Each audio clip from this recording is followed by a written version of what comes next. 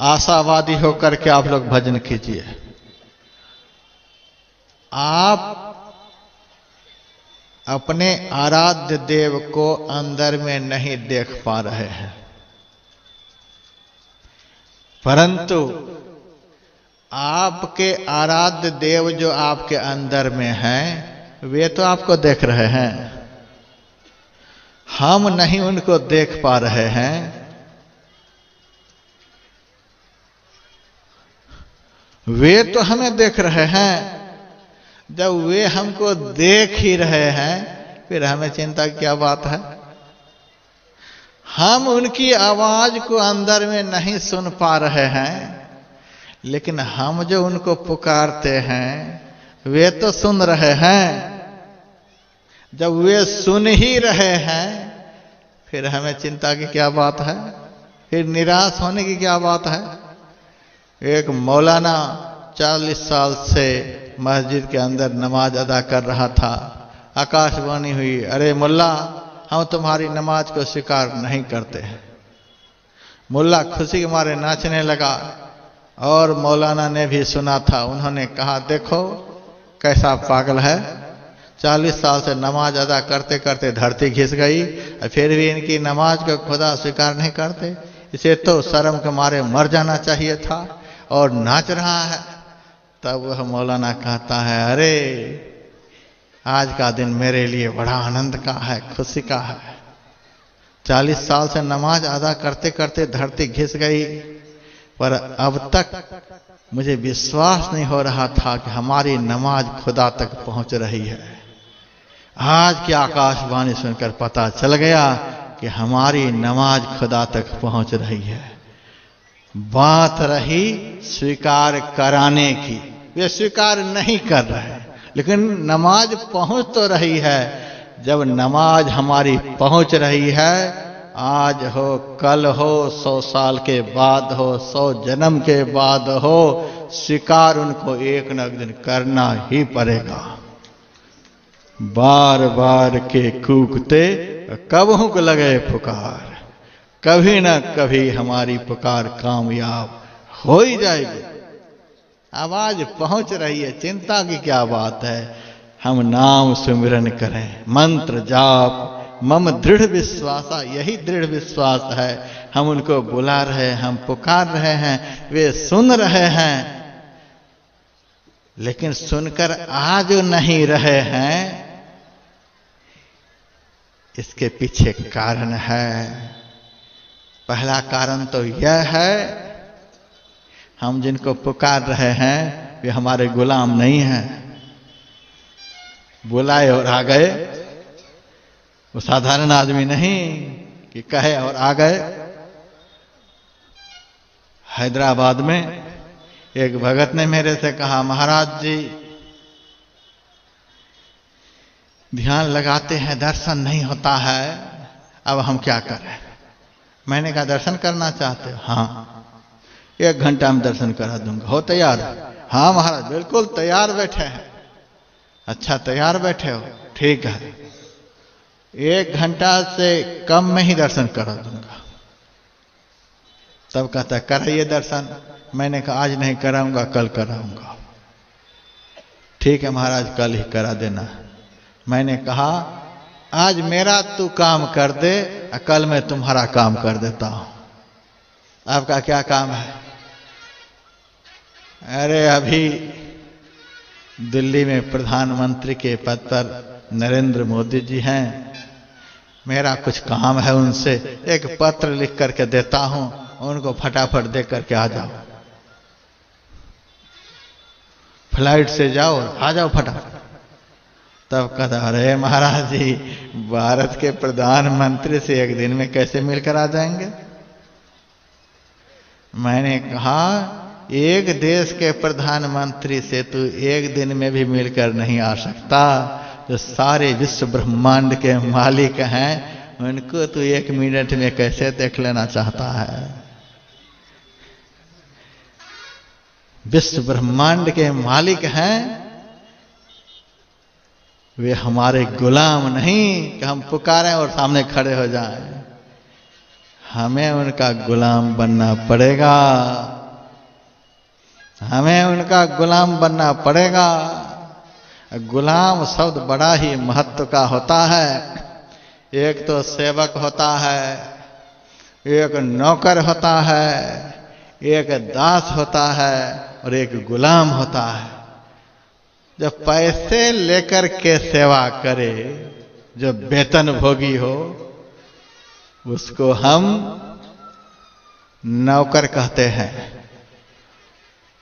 यदि स्वामी के पास, यदि अपने गुरु के पास, यदि अपने आचार्य के पास पैसे के लोभ से सेवा कर रहा है तो सेवक नहीं, वह नौकर है। उनको पैसे मिल रहे हैं, उनको भजन रूपी धन सदगुरु से कभी नहीं मिलेगा। दूसरा सेवक है, सेवा कर रहा है लेकिन मन में भाव है कि गुरु जी ऊपर जाए तो हम नीचे बैठ जाएं। कब मरिहो गुरुदेव जी चढ़ो सिंहासन धाय। गुरु जी कब ऊपर जाएं कि उनकी गद्दी पर बैठ जाएं। इस कामना को मन में रखकर कब मरिहो गुरुदेव जी चढ़ो सिंहासन धाय, जो सेवा कर रहा है इसको सेवक कहते हैं। जिनके मन में है कि सेवा करेंगे तो हमें भगवान का दर्शन गुरु जी करा देंगे, मोक्ष दे देंगे, वैकुंठ दे देंगे, दुनिया की आस को छोड़कर भक्ति की प्यास से जो सेवा करते हैं उनको दास कहते हैं। गुरु महाराज ने अपने नाम में दास भी कभी नहीं लगाया। हम दास कहलाने के लायक भी नहीं। तुलसीदास जी महाराज ने तो विनय पत्रिका में लिख दिया, लाज न आवत दास कहावत। सारी दुनिया के भोगों के मनोरथ दिल में लेकर के दास बनना चाहता है। लाज न आवत दास कहावत। दुनिया की आस जिनके दिल से निकल गई है, दुनिया बनाने वाले की ही एकमात्र आस है, उसको पक्का दास कहते हैं। चौथा शब्द है गुलाम। यहां तो कुछ भी नहीं, यहां कुछ भी नहीं। दर्शन हो नहीं हो, कुछ मिले चाहे नहीं मिले, गुलाम वह कहलाता है जिसका स्वामी पर कोई अधिकार नहीं, वो जैसे रखे। मीरा की वाणी सिद्ध हो रही है, मैं तो गिरधर के घर जाऊं। गिरधर मारो साचो प्रीतम, देखत रूप लुभाऊं। जहां बिठावे तित ही बैठूं, बेचे तो बिक जाऊं। मेरी उनकी प्रीत पुरानी, उन बिन पल न रहाऊं। मैं तो गिरधर के घर जाऊं। सांझ परे तब ही उठ जाऊं, भोर भय उठ आऊं। जो पहरावे सोई पहरूं, जो दे सोई खाऊं। मैं तो गिरधर के घर जाऊं। मीरा कहे प्रभु गिरधर नागर, बार बार बलि जाऊं। मैं तो गिरधर के घर जाऊं। अपना कुछ भी नहीं, जहां बिठा दे, जहां बैठने के लिए कह दे, जो खाने को दे दे, जो पहनने को दे दे, जब जाने को कह दे, जब आने को कह दे। यहां तक मीरा ने कह दिया, बेचे तो बिक जाऊं। किसी के हाथ में वे हमको बेच भी दे, मैं मना नहीं कर सकती कि आप क्यों बेच रहे हो, मैं तो आपकी हूं। इतना समर्पण हो, बेचे तो बिक जाऊं। मीरा कहे प्रभु गिरधर नागर, बार बार बलि जाऊं। यह है गुलाम शब्द का अर्थ। ऐसा बनना पड़ेगा। जब तक दर्शन नहीं हो गया है तब तक ऐसा अपने को बना लेना पड़ेगा गुलाम।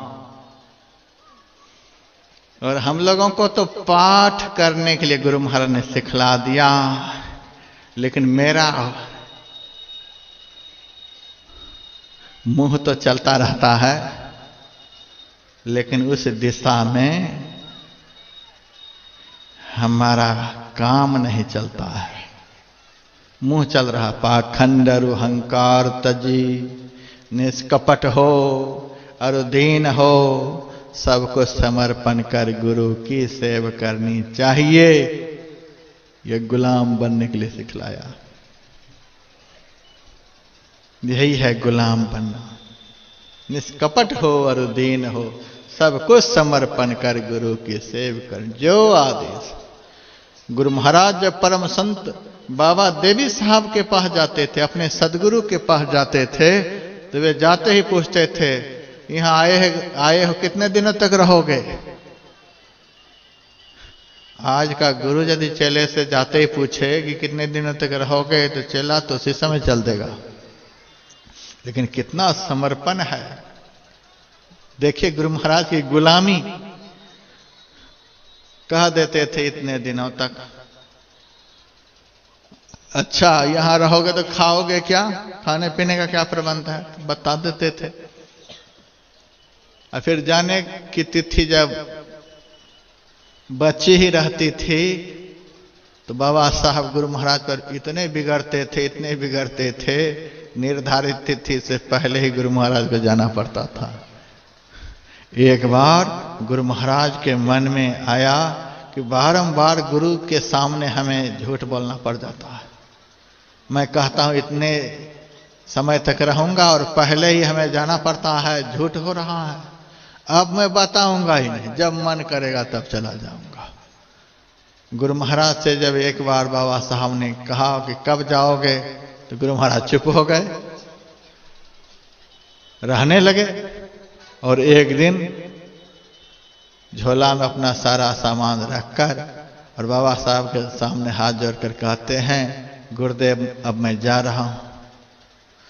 बाबा साहब झोला को उठाकर फेंक दिए और गुरु महाराज को उठाकर पटक दिए और पीठ पर चढ़कर बैठ गए और कहते हैं जाओ। तो कैसे जाओगे? गुरु महाराज कुछ नहीं बोले। आज का यदि सेवक होता तो दो हाथ हो जाता, लेकिन गुरु महाराज कुछ नहीं बोले।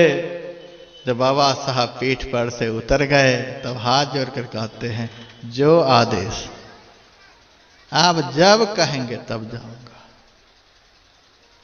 फिर जब आदेश हुआ तब गए। तब इतने बड़े महापुरुष हुए कि बाबा साहब ने इनके लिए कहा था, लाला तुमको खाने के लिए रोटी मिले चाहे नहीं मिले, पर तुम्हारी बराबरी का इस मजहब में दूसरा कोई नहीं हो सकता।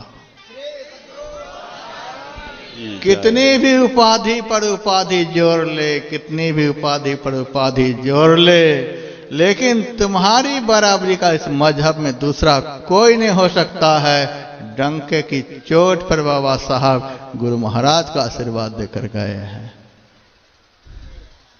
यह है गुलामी। जो कहे बस वही स्वीकार है।